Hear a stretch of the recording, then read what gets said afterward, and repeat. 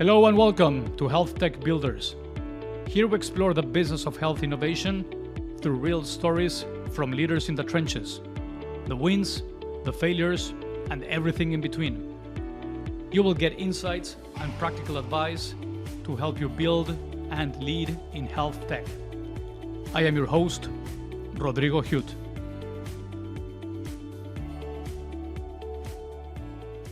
Hello everyone and welcome to the podcast. Today I have a special guest. My guest today is it's Nathan Price.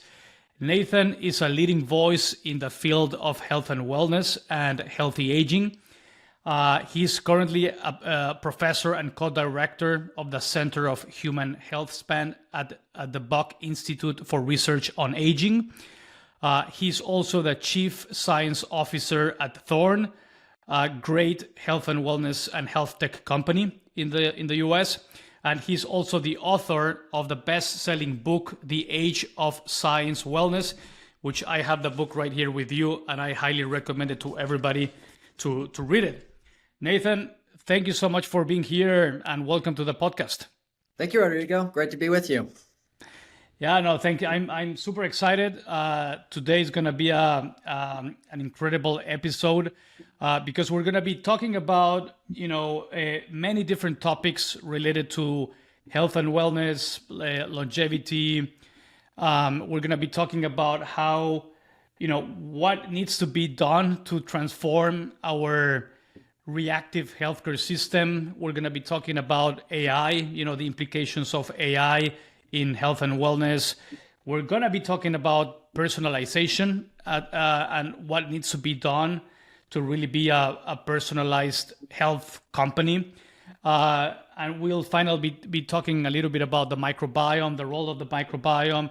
And also Nathan has great research around the topic of brain health, Alzheimer's, dementia, and all of that, which is a super hot topic nowadays. So lots of topics to cover, but I would love to start with your perspective, Nathan, on the current state of the healthcare system, particularly in the US.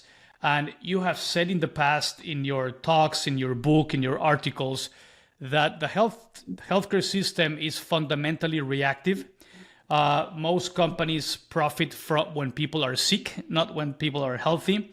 So I'm just wondering how could leaders, politicians, entrepreneurs could potentially change the incentives to support more wellness and prevention and not spend 90% of healthcare expenses currently go to managing chronic diseases? Like, how would you flip the script? Yeah, I think it's really a big challenge that we have because, as you noted, the healthcare system is so centered on, care after illness, once there are really acute problems. And that's when it's really the most challenging to do something about it.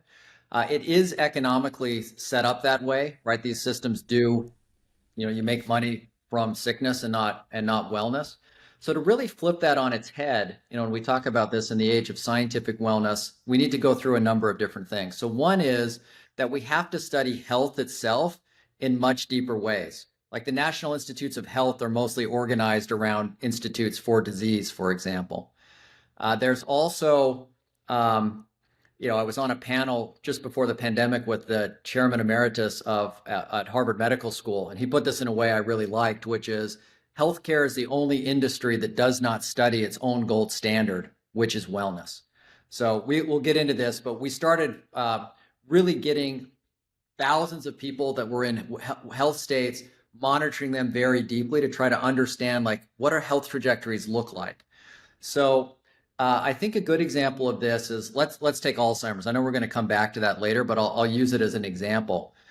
In a current system, when we're reactive, we wait until the brain has started to decay, and then we start to try to do something about it. And as we know, there are no cures, there are no good treatments for Alzheimer's disease. The best treatments available now are really at the margins. But if you think about what you'd really like to do in that space, is you really want to say what's happening in the body of the person 10 years before, 20 years before, and what's going on that leads to that outcome. What we want are interventions where you can come in and stop the brain from dying in the first place. And one of the big pieces that we really focus on in scientific wellness is the challenge of like reconstructing your brain after it's disintegrated in Alzheimer's disease is insanely hard. No one has any clue how to do that. But stopping neurons from dying is a tractable problem. That's something that is actually doable. It's a much simpler, not to trivialize it, right? But it's a much simpler problem than dealing with it late. So just like that's true in dementias, it's true in diabetes, it's true in heart disease, it's true across the board. So what we have to do in the healthcare system is be much more proactive. We have to intervene much earlier, have the right kind of data so we know how to do that. And most importantly, we have to get the economic incentives aligned. Now, that can exist in certain pockets. So if you have large-scale employers, for example, that are the payer and the provider, they have an incentive towards prevention. Countries that have single-payer systems, they actually have an incentive towards prevention. So there are pockets where you can get alignment if you switch healthcare to value-based care. There's all kinds of complexities to implementing that, but that makes it prevention. That aligns the arrow towards prevention is now cost-effective. So there are steps that can be taken in those ways. Yeah, there are definitely pockets, as you said, and also I think it has to do probably with with historical elements of how the healthcare system was born in the U.S. particularly. Most healthcare was designed around catastrophic diseases and how a system would support someone who had an illness or a chronic disease. But over the years, probably it seems to me that it's been getting out of hand, and now over $4 trillion are being spent in the U.S. in healthcare alone. That's almost like 20% of the GDP, almost double what happens. Almost double what's that is in other countries. But I think that you're right. If we break down kind of healthcare expenses in the U.S., my understanding is that today it's probably like 1/3 it's covered by private insurance. Another third, the second third would be government based like Medicare, Medicaid, and then the other third is actually people paying out of pocket, whether they're paying copays or they're just paying something out of their own pocket. So I think that patients/consumers are increasingly becoming payers in the healthcare system, and they do have an incentive to be healthy, and they have an incentive to be focused on prevention. Yeah, people are always incentivized that way, right? Because to a person, years of healthy life are much more valuable than years of sick life. I mean, ask anyone. I run a Center for Human Health Span. Why do we call it health span? Because that's what you want, right? Like, people don't want to only increase lifespan; they want health for as long as possible. What's interesting in the economics of our system, typically, though, is even if you try to roll out prevention programs, the criteria that's used by insurance companies, for example, typically is you have to save money, right? You have to save money. And at one level, of course, that makes sense, right? We want it to be economically viable and useful and so forth. But it is sort of an odd criteria in one way, which is we never require that a drug costs negative money. A drug can cost money. In other words, economically, we highly value in the system years of sick life. In fact, we pay an immense amount for every year of sick life at the end of life. At that end of life, right? You're being kept alive on a respirator, you're doing it. So we spend a ton of money on years of sick life. And yet when we look at a prevention program, cost savings is like the bare minimum. In other words, it has to cost negative money. And so economically, the system is set up to value years of sick life, but not years of healthy life. And in fact, if you step back, though, a little bit and look at prevention, and when people have usually looked at this, typically there are things you can do that will add years of healthy life. They don't typically cost negative money. They usually cost something. It's usually not all that much. And so, like you say, this is where the economic incentives become important, because to a person, it's easily worthwhile to spend a part of your income to have extra years of healthy life. That fact, I can't imagine there's anything more valuable that you could actually acquire, right? That's all there is. That's your life. But to an insurance company or a healthcare system, they are not aligned in the same way. And so that system is not aligned to care about that from a bottom line perspective, right? That's not an aspersion on, doctors or people in the system wanting that, right? But the system itself is not set up in a way that it incentivizes that. So Yeah. I do think that the more that people are in control and are driving costs, and how spend is actually going, I think that's a positive. So I'm a big proponent of things like health savings accounts, things like this that allow the person to guide more of how they would actually like to allocate their healthcare dollars over the course of their life. Because most people wouldn't allocate it the way we do. There's this beautiful book by Atul Gawande that probably everyone knows, Being Mortal, right? Which is such an amazing title for a book. It could have been like on the, on the end of life issues in healthcare systems or something, right? No one would read, but Being Mortal is like, oh, that's a great title. I would read. Good title. But it gets into the fact that if we could choose when we're younger how we want to live our life and how we want to die, 95% of us would not choose what's going to happen to 90% of us.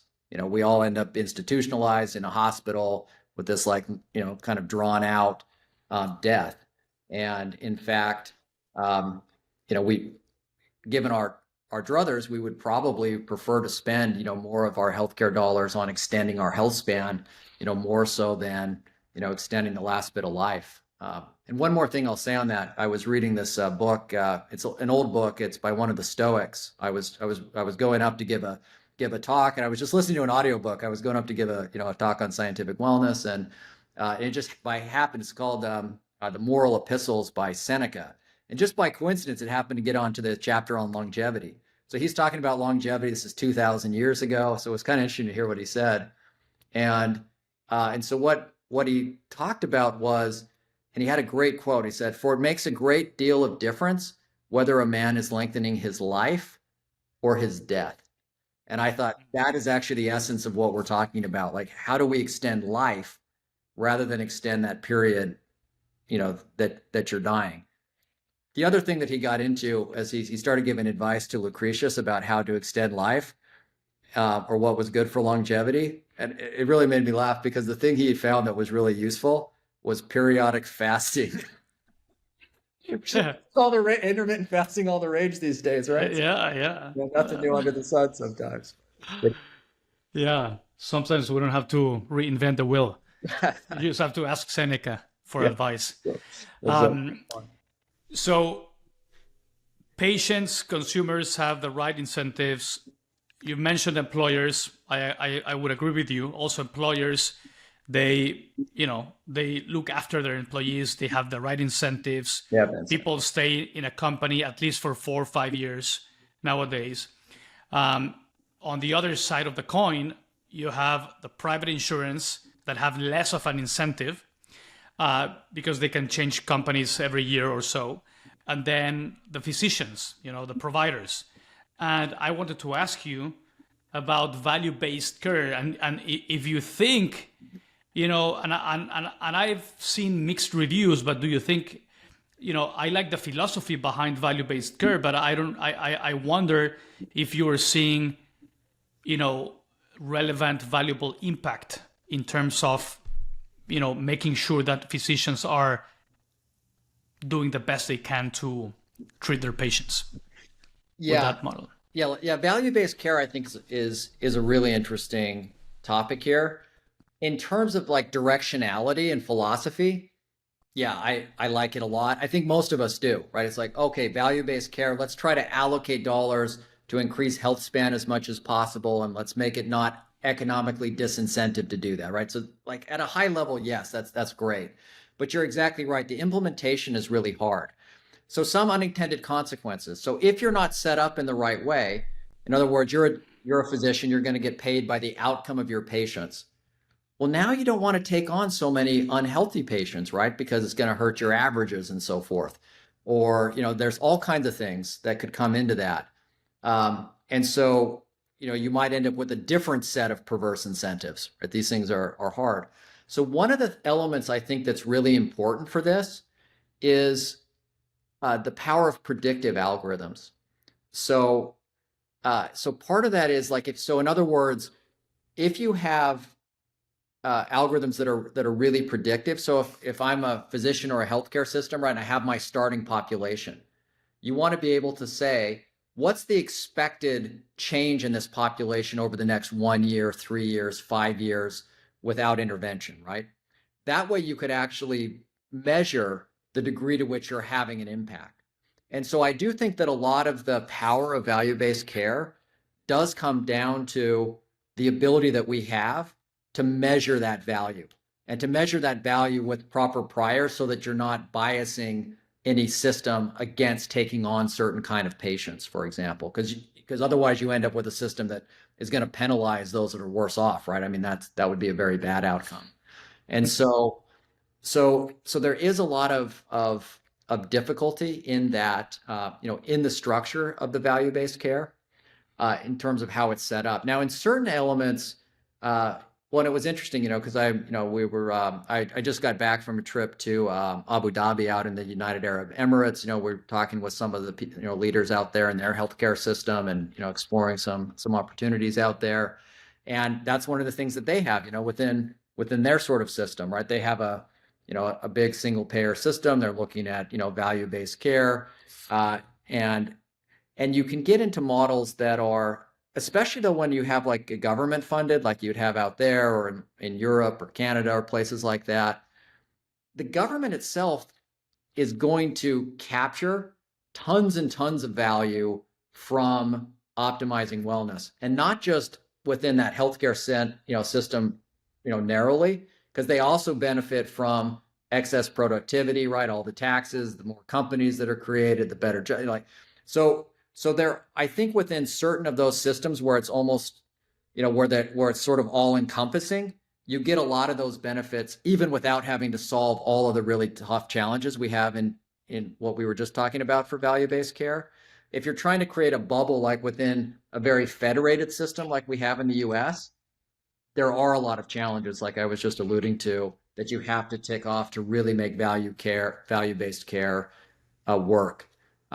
So in the short run, it's probably solved more by integrated payer providers and things like this, where everyone's sort of within that same system and you're kind of trying to control it from both sides. Yeah, that definitely makes it easier. You have you can have the impact, and you can have the same measures and standards. And otherwise, if you don't have a standardized approach, then it can And I be also think tricky. it makes it a little more explicit how integrated like payers and providers actually are. Because the other big issue I think that drives, costs going up a lot in the United States is that if you think about the incentive for insurance companies, in the short run, an insurance company is incentivized to not pay out. Once they've taken your money, right, they're incentivized to not pay out, right, pay out as little as they can under the, they have to keep people happy enough, but then their profit margin is really made by not paying out, right? Yeah. And in that sense, the healthcare provider and the healthcare and the insurance are kind of at odds. But if you think about it over the long run, insurers and healthcare providers are not on the opposite sides of the table in terms of total healthcare. Because what do insurance companies make in the long run? They make a percentage of total healthcare spend. So insurance companies are not upset, for example. So if, hypothetically, if healthcare became half of the economy, well, insurance companies would clearly be making more money than they are now, probably double, they'd make more than double what they do now because they make a percentage of total healthcare spend. So I think that's a nuance that's really important, because I think that's partly what helps drive the fact that the costs of healthcare have gone up, faster than insurance for decades in a row, right? And so when you look at that, part of that is that the person is only very indirectly involved in the negotiations over the long run. And so an integrated payer provider almost kind of just makes it more visible that they're kind of one big, part of one big system, as opposed to, what I think is kind of an illusion that they're on opposite sides in the short run, but they're not on opposite sides in the long run. Right. Um, Shifting gears a bit, in your book, The Age of Scientific Wellness, you explain that scientific wellness is rooted in data and rooted in personalization. So how is this fundamentally different from traditional wellness? Yeah, I think that's a great question. So traditional wellness we're all familiar with, right? Move your body, exercise, eat healthy, sleep as well as you can, all those things. So, to state the obvious, traditional wellness is incredibly important, and it's the best validated of anything that we have, right? For obvious reasons, it's been going on forever. We have tons of data. You can see that it has big impact. Um, so traditional wellness is incredibly important. So the notion of scientific wellness, or this new age of scientific wellness, as we call it in the book, is that we can start to uh, dive into the details of what's happening in our body in a much deeper way than was possible before. In AI, which we'll talk about, I'm sure, is opening this up even more. So, what the idea in scientific wellness is that traditional wellness will get us so far, but what we want to see is, like, to what extent can we optimize our health span, and is it possible to push that out very significantly into the future, right? And we're not there yet. Right? You can add meaningfully to your life, maybe a decade or two, but there's, no one has broken through, like, a barrier to where you can add, like, more than that. Um, and even that level is partly between, like, bad behavior and good behavior, right? It's kind of the stretch of what you've got. Um, and there's And so the idea with scientific wellness then is, now that we can unlock what's happening in our genome, you can monitor for all kinds of different things in your blood. So can you avoid, for example, that terrible cancer that might otherwise come? Can you push off into the future the dementia that's otherwise coming? Can you monitor and push off, into the future cardiovascular disease?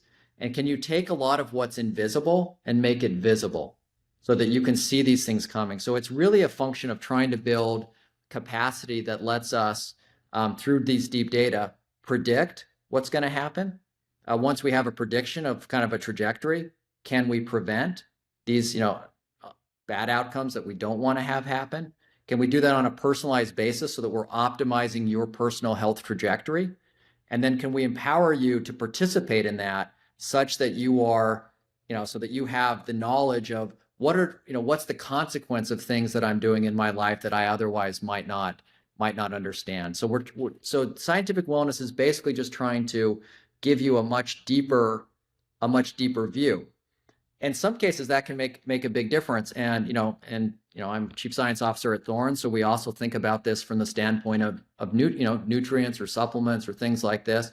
Sometimes can make a big difference. So an experience early in my life kind of got me onto this track a little bit, which was, I had a really good friend.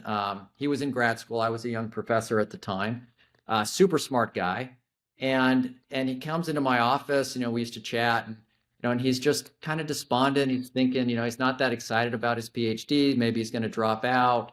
And he's like, I'm not that happy these days. And he's kind of questioning his life philosophies and, what am I doing with my life? And I'm not sure. And, we had a lot of conversations, but over a course of time, he ends up going in, and he'd been to a bunch of different doctors and things like this. He finally gets a blood test done, and one of them notices that he's super anemic.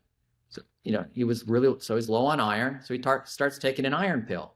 3 days later, he comes back. He's like, I feel like $1 million again. I'm interested in my thesis. Life is good. He goes on to MIT. He then goes on to a hedge fund. He then goes on and leads an AI division in Amazon. The guy's freaking brilliant, right? And his whole life could have been derailed because of one missing piece of information, which in his case was, for whatever reason, he was missing, like, a key nutrient and something like that. So scientific wellness is, that's a simple example. But in scientific wellness, it's kind of trying to open that up and say, are there pieces about how, functioning in your different, are your mitochondria really functioning well? You'd like to know that. Are you getting good oxygenation levels into your brain? You'd like to know that. Are you getting, are your arteries staying, clean and open?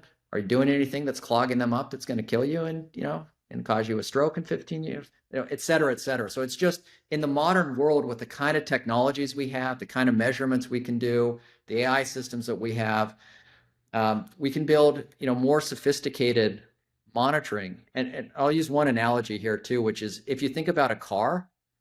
So in the old days, right, you drove your car around, it was simple enough, you could fiddle with it, but things would, you might, break down and you wouldn't have advance notice. Now there's 10,000 sensors inside of every car monitoring it at all times and warning you, hey, this thing's a little bit low, your tire pressure's a little low, your oil needs to get changed. There's, this sensor has gone out, especially if you have like one of the self-driving cars, right? Then now there's like way more, there are 100,000 different things looking in every direction. And so we want to do the same with our body, right? If it breaks down and you die, that's it. And so, we want to take modern technologies and try to build support systems and safety nets to the degree possible. Yeah, that's a very good analogy, and that's where we're heading. So that's very exciting. I wanted to ask you about Thorne, and how is Thorne like bridging the gap between clinical science, data, personalization, and traditional wellness? Yeah. So Thorne operates, obviously in the wellness space. So we don't treat or diagnose disease. It's a wellness company. But what we try to do is to be a partner with people on their journey. So whether they're, trying to build muscle and they're just going to use, basic things like a creatine or a protein powder, or if they're trying to, help with the health of their mitochondria, CoQ10 or something like this, or they're trying to optimize, they're looking at different aspects of aging or anti-inflammatory or things like that, where they might use nicotinamide riboside or berberine for senolytic effects or whatever. Like the kind of things that we're trying to do with Thorne is to have one, really high quality products, and Thorne is often ranked as the top quality supplement maker in the United States. So high purity, so people know what they're getting. That's one aspect of it. And then the other aspect, which is the one that I'm more focused on, is trying to figure out what's something that would make a difference to a particular person.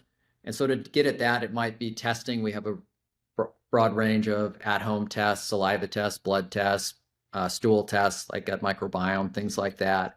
And then, we're building out a lot of AI systems, for example, to take that kind of information and then, analyze it in such a way that we can say, okay, here's some things that we think would make a difference for you. So actually in using one of these prototypes, on myself, I was having, some issues with stomach acid, was causing me a lot of problems. And so at least for me, I ended up getting on a couple of products that we had, something called GI Relief and one that's called, that's Pepsin HCl. Made a big difference for me. I did that over the course of a couple of days. I was, and it was interesting, it was the AI system that we had built, and asking it questions and describing kind of what I was going through, what I was looking for, and, made me, in this case, recommendations off of our own line, but it made a big difference. And so what we want to be able to do is to tie information together so that people can kind of navigate that. And so what we're looking to be is a trusted partner in the sense that that what's on the label is exactly what's there. There's no bad stuff in there. It's tested 4 times, and we've got a whole extensive set of things that we don't allow in there, so it's kept at a high level. And then trying to help people navigate what would actually make a difference to something that they care about, right? That they come and say, hey, this is my, I'm having, this would impact my wellness. This would make my life better. Do you have anything that would help me? And then to get people involved in programs so that they're doing testing maybe before and after. We love the notion that people can see, like, okay, did this in fact change what you were trying to change? And we love hearing back from people on, did this make a difference for you? And if it didn't, we also want to know that, right? So we can try to get the predictions to be better. Right. How would patients and consumers know the difference between a quality product or not? Most consumers are not physicians; they're not experts. and especially in the supplements and wellness space, it's less regulated by by the FDA. So how do people conclude if is it really the brand? Is it more around scientific evidence? Because now companies like Thorne, maybe you guys are running clinical trials and you prove it. And what's happening nowadays with Yeah, I mean, that? running clinical trials, testing things out is obviously super important. Um, you want to, I think the brand matters quite a lot. The brand in and of itself doesn't matter, right? But what it represents in terms of, are you working with a company that is that's high quality and that has a reputation for that? It can be very complicated. Even when I'm looking, if I'm looking for something we don't have, I find it complicated too, right? You like try to figure out, who's really doing a good job. And there is a big difference. Some supplement companies, especially if you're buying like, really kind of at the cheap level in particular, very hit and miss kind of what's in there. And so it can be a little bit dicier. Larger companies are also more regulated. Like we're annually regulated by the FDA. So they come and inspect the plant and everything that we do and monitor it. It's a surprise inspection, every year. If you're over a certain size, like you definitely get that. We've never had a negative mark in all the decades that we've been reviewed by them. So we're also regulated. Thorne's also regulated as a pharmaceutical company in Australia, so they don't differentiate out there. We're the only supplement company, I believe, that has an A+ rating on pharmaceutical grade in Australia. So we definitely have things like that we do. And there are other good brands out there. I don't want to, there's other good brands, but you want to look for one that's like really reputable. I think that makes a big difference. Short of that, I think the other thing you really want to look for is third-party testing. So if you're looking at one of these smaller supplement companies, you definitely, can you see are they getting third-party tested from someone who's reputable, in a good group and things like that? That also, can make a difference. And then look at the scientists that are behind them. Are they credible? Is it an influencer that doesn't like know anything about science that's kind of pushing something out? Is it a good doctor? Is it a good scientist? Is it someone who is doing that? And then in terms of whether people can tell, so that's all things to try to sense. And then in terms of the product, it is interesting because some products you're not going to feel any kind of a difference. And so you probably can't, so you're not going to notice a difference in some things because they take a long time to have an effect and it's over a period of time. Some other things you will have, you can tell right away. Certainly if you're doing a pill or something to try to help you go to sleep, pretty much immediately if it works for you or not, right? So I mean, in my case where I was having gut issues, well, I knew pretty much Yep. quickly, like, did it make me feel better? Did it not make me feel better, right? If you're having trouble with constipation or diarrhea or something like that, you'll know, like, did it something that made a difference for you, versus, other things would take longer, right? If you're trying to, add muscle or improve your skin tone or something like that, those are things that you can probably tell over the course of months, but a little bit harder to tell. Yeah. I also wanted to ask you about AI. So let me ask you a couple of questions on that. But the Wall Street Journal called AI the most transformative force in health since the antibiotics, right? And that's what they said. And where do you see AI making the biggest impact in health and wellness over the next few years? Yeah, yeah, I think I'm right there with the Wall Street Journal in the sense that I'm incredibly bullish on what AI is going to do. The lab that we run at the Buck Institute, for research on aging, is dedicated to this intersection of AI, wellness, and aging. So it's really where I'm putting all my career effort in terms of developing that out, both at the Buck and at Thorne. So I think that it is the most exciting avenue in biomedicine by far is to try to figure out how do we take these exponentially improving AI technologies and translate it so we start getting exponentially improving improvements in aging and health span. And And the big challenge there is to try to figure out how to set up problems in biology such that AI can make a big difference. So a lot of things are going to still move very slowly because we don't have the right data. We can't scale it up the right way. You can't brute force tons of human experiments because of safety issues, right? And ethical issues, obviously. So it's, there's, you got to be careful as you're running clinical trials. That said, there are certain areas that are moving very fast. So protein folding, of course, is the really famous one that, that won the Nobel Prize last year. So if you look at all the structures of proteins that we've known throughout all history, you have like this kind of trickle forever. And all of a sudden last year, 99.9 something percent of all structures we've ever done have been done because of AlphaFold, right, as it broke through. So what I'm really focused on right now is trying to understand how we can get an algorithm to really help us in the health span space. So I've led some of the largest like what we call multi-omic or like big data trials in wellness. Lee Hood and I did several thousand people together over the last decade. And we've got a new up to $52 million award from ARPA-H, from the federal government in the US that's funding a lot more of these that's going on. And so what you want to do is to get a lot of dense information over time in people so that you can start to understand what that looks like. And we're building AI systems for that interpretation. That's one side. The other side is that we're setting up the ability to do automated experiments where AI is in the loop to test causality of different types of interactions. And so the AI entity that we're really focused on sits at the interface between that really dense longitudinal human data so that you're looking at things that appear to be true in terms of predicting health outcomes. And then on the lab side, we're testing out causal linkages that would explain that or figure out the direction of causality and things of this nature. And so that becomes like a nexus for trying to build competing and complementary algorithms in much the same way that the AlphaFold people did when they solved the protein structure problem. So that's a really big area of emphasis for us. And so to everybody, I think AI provides a number of compelling opportunities. One is that it deepens the ability to provide personalization massively.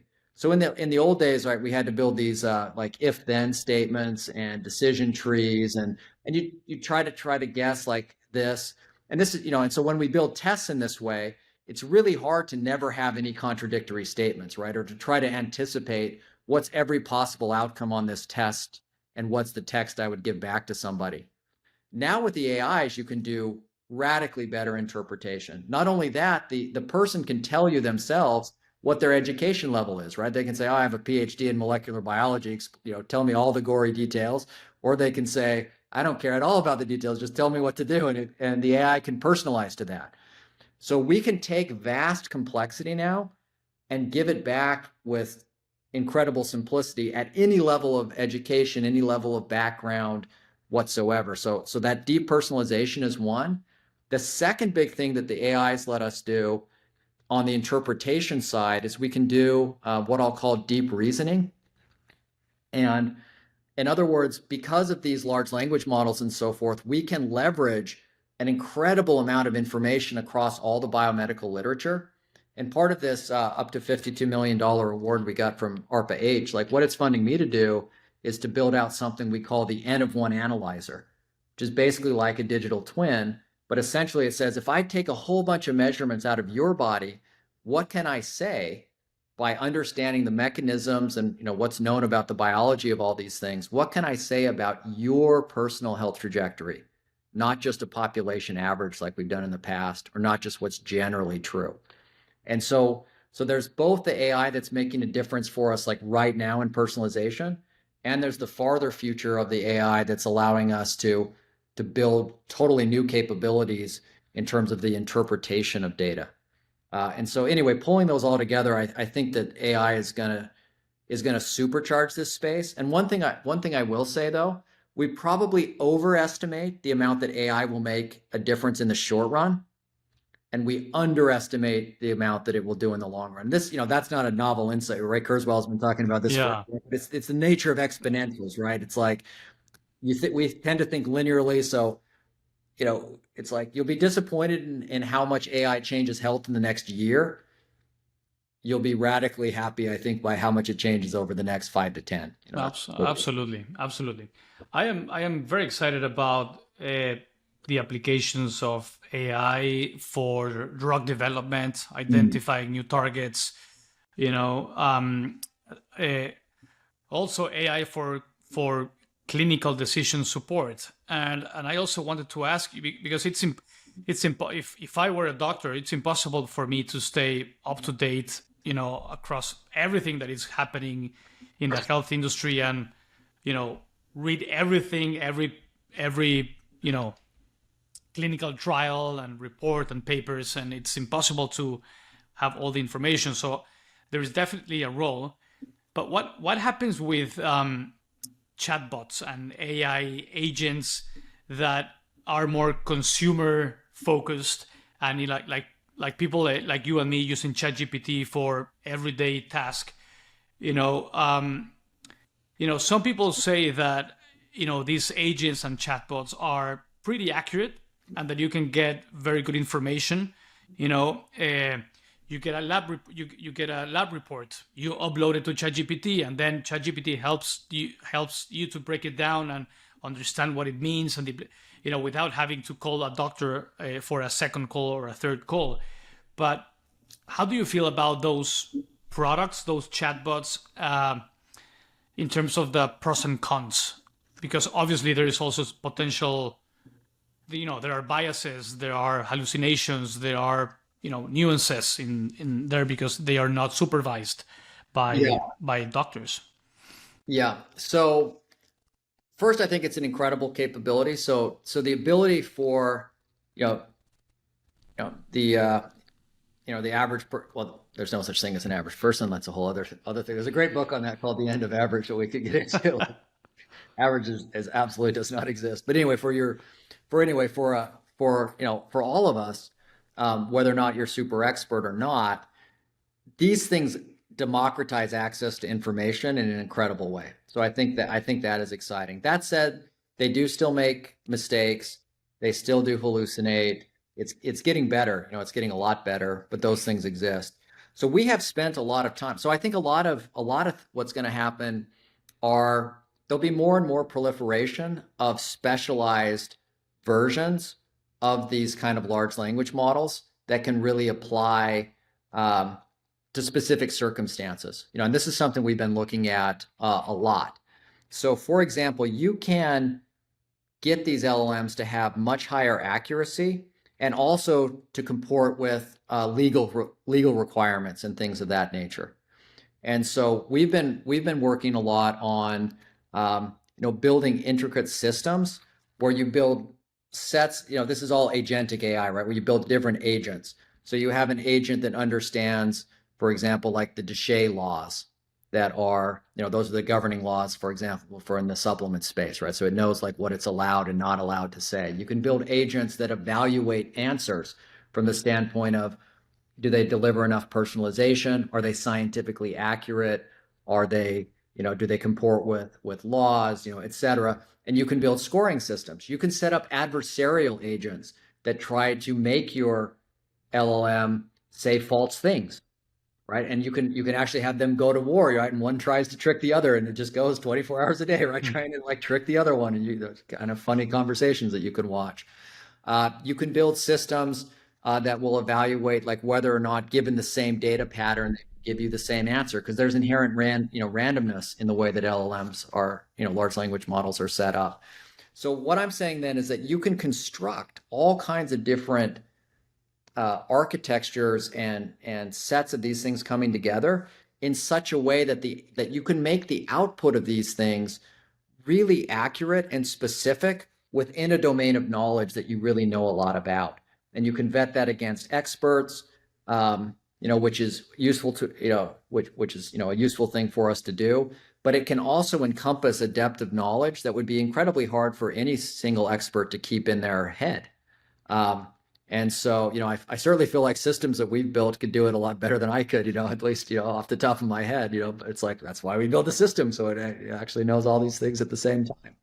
And so I do foresee that that's going to be a big element for people. And so I think there'll be lots of, kind of trusted versions of this in different spaces. Um, and, and that those will be, I think, important, at least until we feel like, like the general AI systems are, highly accurate across, any particular question. You talked about democratizing information, democratizing healthcare information, and also a few minutes ago you also touched on influencers. So with influencers playing, it's a fact that they are playing a bigger role in health education, whether in social media, YouTube, whatever you want to call it. How can consumers and patients tell the difference between evidence-based guidance and viral social media misinformation? Yeah, this could definitely be challenging. I mean, you want to pick the experts you follow carefully. Well, one, you'd like them to be experts, not influencers, necessarily. Not that all influencers are bad either. Sometimes it's a bad rap. I'm actually sympathetic to the notion that there are people who try to ingest a lot of complex science and give it to people in ways where Yeah. you have to figure out, is this someone who's trying to ground themselves in the truth and that knows enough to be able to discern that? Or is it someone who is, out to make a buck and will kind of say whatever? I think some red flags are, as soon as it's any compound that starts being touted as like, it'll just do everything for everybody, I'd be, highly skeptical of that. I think any source that isn't, that's like always positive and won't, but doesn't understand caveats or nuances or doesn't represent those, likely not a good source of information. The flip side on this, though, I think the AIs are again pretty helpful because if you ask the AI to search the scientific literature, act as a scientific expert, and do an evaluation of a particular claim, that can be a good starting point, I think, to do that. It's one of the things I advocate a lot for within the scientific community is that I actually think that taking all of the scientific literature, and a lot of it's still, federated or behind different, journal paywalls and stuff like that, but we really need all of that in, under, a large language model that goes back to the public, because it actually delivers, I would argue, almost for the first time ever, on the promise of federal funding of science back to the community, which is that you should have the ability to access all the pieces of data and evidence that you would like to see in a way that you can actually understand. That's been the big barrier, right? You can get a scientific paper, but it's for most people can't really understand what's in it, right? It's dense and and scientists tend to write very densely. It's complicated and it's kind of hard. But with these kind of tools, it lets you ask a specific question and have it informed by, as and the scientific literature, also to be clear, is not the truth. I had a professor in grad school. He used to love to say, he's like, literature isn't the truth, it's the average. But it's kind of a best, it's sort of like, but it's the best method we have for trying to figure out what's true, right? There's mistakes in there and so forth, but it's about as good as we know how to do as humans. And so we try to do it as well as we can. But I do think having access to that can also help people kind of discern, is this true? Is it not? Or even if someone is saying something that is probably, true or likely true, you still want to know what that evidence is, right? Because it might be like, especially in the natural product space, because natural products, supplements, vitamins, things like that, they're not the money makers that drugs are. So the trials tend to be smaller, right? The studies tend to be smaller. And so even though if you have a claim that is a legitimate claim, as a consumer, one of the things, and I'm also a consumer, like, when I do this or I'm looking at a compound or something, you want to see, like, what was the actual evidence? What am I making a bet on? I might not, and, I'm sort of willing to do that, for myself, but I want to know, yeah, how many people was it? What was the effect size? Did it actually look like it was important? Is it not? And I think even for non-scientists, you can get into that space so much easier now than you could before because of these kind of tools. You can ask questions and you can have it explained to you in a simple, straightforward way, without having to dig for hours through this pretty dense kind of information. Let me ask you a question about personalization and how Thorne. I mean, my understanding is that Thorne is working on and offering personalized supplements and personalized programs based on test results and so on. Um, how is Thorne approaching personalization, and what have been the most important advances to allow to be able to do personalization at scale? Yeah, so I think personalization at scale. So at Thorne, traditionally, what we've really focused on has been, the testing, so that people can come in and get that. We've built out quite an elaborate test on like the microbiome. It's a biological age test based on about 40 different clinical labs. There's an advanced health panel, right, which does a very deep dive and will help people get personalization in all those ways. Um, we haven't, anyway, we're always working on improving this.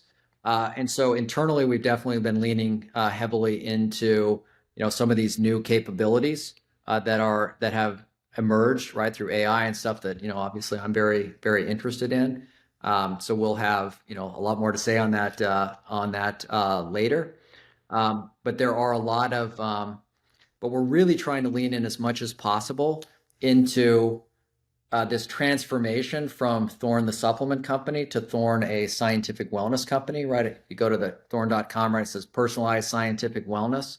And the idea of that is that it's first is create the best quality product possible, no impurities, no contaminants, high efficacy, something that we believe in. Well, efficacy, actually, the product itself is purity, something that we believe in. Efficacy really comes from it being the right thing for the right person at the right time, right? I mean, it's kind of the precision health mantra. Mm-hmm. And so when we think about this being a scientific wellness company, what we're trying to do is to make it as easy as possible for people to take the information that they know, either that they can tell us about their own experience, right? What's their issue? What seems to be driving it? So if they're having trouble sleeping, right, is it trouble falling asleep? Is it trouble staying asleep? Is it trouble? Is it stress related? Is it, like as much information as we can get, and then if they do molecular testing, take that into account, such that recommendations that are coming back are as likely to be effective for them as possible. And so one of the core theses we have of trying to be, this leading scientific wellness company is if we can gain ever more credibility with our customer base on, if I take this product, and especially if I get enough information to have, to know that this is, likely to be something that will make a difference, and then it does make a difference, in our minds, that's what builds credibility. And that's what would make someone, talk to their neighbor, talk to their friends, and actually say, and we look at this, when we look at, growth on thorne.com, or people coming, is like half of new people come in, they came because either their doctor told them it was good or their friend did. And that's kind of what we're looking for. And we think that the more that we can get enough information such that the recommendations are high quality, such that it makes an actual difference in the person's life, like that's the whole game. And so we do think that the AI capabilities that are emerging are going to let us do that, even better. So currently we try to do that through, questionnaires, testing pieces, and we're just deepening that. What's the role of doctors, providers in a consumer wellness company like Thorne? Companies like Thorne typically are direct to consumer. Most of your efforts are, in my understanding, is that it's a direct to consumer business model. uh, and but what's the role of doctors? I mean, do you guys at Thorne work with doctors? Is it part of the value chain somehow? Yeah, definitely. So Thorne started as a doctor brand primarily. So Thorne works with, I think, about 47,000 healthcare practitioners. We work with over 5 million customers. Thorne's being more of a direct-to-consumer company is fairly recent, actually. That's over the last few years. Um, and so there's been a transition. And so we still have a very significant part of our business that is doctor driven. Actually, when they were reaching out to me, about maybe becoming chief science officer, I laughed because I took a picture. The CEO was like, of Thorne at the time was texting me, and I was sitting in my doctor's office. So I shot him a picture, and my doctor's office was just filled with nothing but Thorne products. And I was like my doctor seems to Yeah. like you guys, as we were chatting. But anyway, it was so, and that's how I became aware of the brand initially, before I joined. So so doctors have been a really important part. We partner with the Mayo Clinic, right? They're our, probably our biggest, our biggest partners on clinical trials and content. They're content partners of ours as well. So the doctor business is important. A lot of doctors will use the Thorne supplement line as part of their treatment regimen.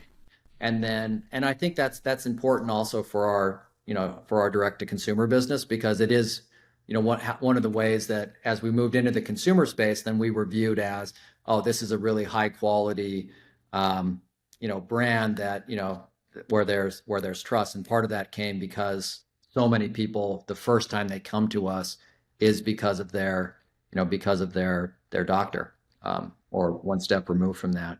So anyway, so that, and the other thing that's really important from the doctor's standpoint, even if there's good evidence that a supplement can make a difference on a disease or something like that, we are not allowed to say that. So the company cannot point even to directly at studies where that may have been tested, for example. So we can only represent what are called structure function claims, and that's required by DSHEA, this DSHEA law. Doctors, on the other hand, don't have that constraint. So doctors can say, such and such, I think it's going to make a difference for your condition. We can't say that, they can. So doctors are then, they are the ones that control the information flow on things that might help their particular patient. So it does allow them to go to a level of specificity and detail that we're not allowed to do. And so it's within their practices, not within ours. And so that's another reason why the doctor business is super important. It is, and thank you for clarifying that. I wondered about that, and it makes total sense. The direct to consumer approach makes sense. It's simplicity, direct communication with consumers, with patients. You can say and claim certain things, but not the whole thing. But then having the endorsement from the medical community, it's super important. Yeah, it's really critical, and they're great partners of ours. We have a lot of fans out there, and people that we work with in some of these medical communities, and we get important feedback from them, on what they like, or or what they don't like, or what they think we're missing that we should add, or all those kind of things. So that their input is really valuable to them. Absolutely. So for the last 2 minutes of the episode of the interview, I wanted to go back to brain health and maybe spend the last 2 minutes talking about Alzheimer's prevention and early prevention and the actions that you can take. And you already started talking about that, but what specific lifestyle or wellness interventions, actions can someone take to improve their brain health and prevent any cognitive decline down the road? Yeah, so I think there's a number of things that you can do, that make a difference. So first, I want to talk just a little bit about the Alzheimer's, at least as I see it, and I've been a federally funded Alzheimer's researcher for about 10 years from the NIH. And so I think one of the big factors that really makes a huge difference in Alzheimer's, and one of the triggers for it, is really relates to being able to keep enough energy in your neurons to keep them alive. So I think it's very much an energy balance issue. And one of the big factors that makes a difference is the degree to which you keep oxygenation into your brain. So the first areas that die in Alzheimer's disease are areas where you don't get enough like blood vessel penetration. There's not enough oxygen, and they die. ApoE plays an important role there too, which is ApoE4 is a genetic variant that gives increased range for Alzheimer's. I'm being mindful of time. I could talk about that mechanism a long time, so I'm forcing myself not to.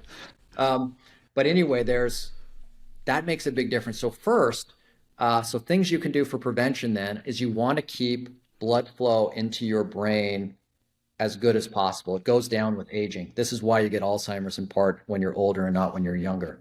So things that can make a difference. So exercise, makes a difference. So you can keep that up. Compounds that might help with, nitric oxide. Viagra actually has been shown to have an effect partly by this. But anything you can do to kind of keep that blood vessel, not getting, coatings with, keeping your arteries clean, not getting that. So anything you can do to kind of keep that up makes a difference. Saunas, for example, just, help with your cardiovascular system. That makes a difference. So some simple things like that. Some supplements I think can make a difference. Phosphatidylcholine is a really interesting one. In some of the digital twin work we did with a partner over the last few years, like one of the things that you run out of that becomes rate limiting from an energy standpoint is phosphatidylcholine. It's a source of energy for the neurons, especially under lower oxygen conditions. And epidemiological studies suggest that people that eat diets rich in phosphatidylcholine get Alzheimer's about 3 years later than those that who don't. A little anecdotal, but I presented this to. Well, anyway, I was going to ask the difference between the blood flow and the oxygenation. Same kind of interventions or different type of interventions? Highly related, because the blood is what carries oxygenation, the oxygen into your brain. Yep. So basically, if those blood vessels are more penetrant and open, you'll have you'll get more oxygen. Now there could be other factors. If, for example, if for some reason like oxygen loading onto your hemoglobin was disrupted or something, you would have that. But in general, those are pretty tightly coupled, right? So a higher VO2 max is correlated with getting better blood oxygenation into your brain. Not perfectly, but the higher your VO2 max, probably the better off you're going to be. So that's like a proxy for being able to see that. And we know that high VO2 max is heavily related to longevity. Peter Attia has been making that famous lately, but that's definitely an important factor. So that matters. I mentioned, phosphatidylcholine, anti-inflammatory. So anything you can do to try to keep inflammation lower makes a difference. There are, different vitamins, I think, that people that are, this one's a bit controversial, but I'll mention it briefly, which is vitamin D. So people over 80 who are deficient in vitamin D get Alzheimer's at quadruple the rate that those who are not. I say that one's controversial because there have been a few RCTs that have been run on vitamin D, randomized controlled trials that have been run on vitamin D, and it did not show a benefit. I still think that there's something there. The reason for that is those trials that have been run are relatively short. And when we had worked with our partners and built this digital twin model before, one of the things we were able to do was to simulate. There's a known mechanism that the vitamin D does. There's this reverse cholesterol transport pathway that is fairly noisy over the course of your life, but in the presence of vitamin D, the regulation tightens and stays more, so that pathway stays more constant. And we simulated that over the course of life in this model, and it recapitulated back the effects that were seen, of that it would be protective. And so then once we had that model, because we could exactly simulate those clinical trials, saying that if the effect was real and causal, would we have expected to see those clinical trials show an outcome? And at that size, for the ages that they were, for the short duration, the model says that in fact we would expect to see what was seen, which is that we wouldn't have expected to see an effect. And so anyway, so I'm giving a little background as cover for my scientific colleagues, but yeah, so it failed that RCT, but I actually think that there's quite a bit of reason to believe in this, even still. So I would say it wasn't like properly tested. But the big point that I think is important on that, and I've presented all around. I serve on the board on life sciences for the national academies, so I presented this here. I presented it at MIT and Hopkins, and anyway, the NIH director, all over the place. But is the notion that I think that we actually throw away certain things for prevention that are probably real because of the way we run clinical trials. And I think there's a huge mistake that we make, which is that we take each of these variables in isolation, and then we run it that one thing with nothing else in a prevention trial. And especially if you're talking about something that is, like a vitamin or a supplement or something like this, which is likely to have a modest effect. When we ran these big digital twin simulations, what we found was that usually one thing does not have an effect. It's not powerful enough, right? Taking vitamin D on its own is not going to stop you from getting Alzheimer's. It's just not. But what we found in the digital twins was that when we started doing personalized combinations of sets of things together, then all of a sudden the rate of response of people, instead of being like 1% of people responded, it started to move like 60 to 70% of people responded. It was a huge shift. And so my point of view on this, and what I'm really pushing now, especially at the Buck, is to run clinical trials that are not based around one simple compound for a preventive, but rather around a whole computational algorithm that represents what we think is going on in the disease, such that every person that goes through the clinical trial gets a different intervention. So what you're testing is actually the algorithm. And you're testing your ability to do a personalized program. And then you just do the RCT in the normal way. A group that's went through the algorithm and a group that didn't. And that's what actually lets you get to, I think, much more efficacious trials and much better views on what's going on. I think that's actually incredibly important to the future of prevention, because I've come to believe that we're actually throwing away pieces that are in fact useful. It's just that they're not powerful as a one-off. Yeah. Because you're depending on sheer dumb luck that thing is like the final piece and that everything else is fine in your brain except you're low on vitamin D, right? And it's like, that's not usually true, but it does have a mechanistic role, as do many, many other things. And if you put them together intelligently, then my hypothesis is that we're going to start to see much more efficacious. And we have already seen that in part. And the other thing I'll say just quickly to end is lifestyle can have a big impact. I wrote a piece on this for the LA Times that outlines a lot of these strategies. If people want to read that, it's from 2023. But basically, the best clinical trials that have ever been run in Alzheimer's, the finger study is the most successful trial ever. There's a new version of that called Pointer here in the US. And that did lifestyle intervention, exercise, supplements towards prevention. Those trials show years of benefit for people. They just crush in terms of the impact on life any of the drug trials. And so it is very well validated that as a whole, if you go at lifestyle and prevention, you can make a much better impact on delaying the onset of dementia than you can by trying to deal with it after the fact. So I'll just close with that. That's great, but I think that's really good news for brain health, and yeah, lots to discuss. And I could stay here for another hour talking about the other 25 questions that I had, but there's no time today. So I just wanted to thank you, Nathan. Thank you so much for being here today, and thanks to everybody else who is listening and watching. Until the next time. Thank you so much.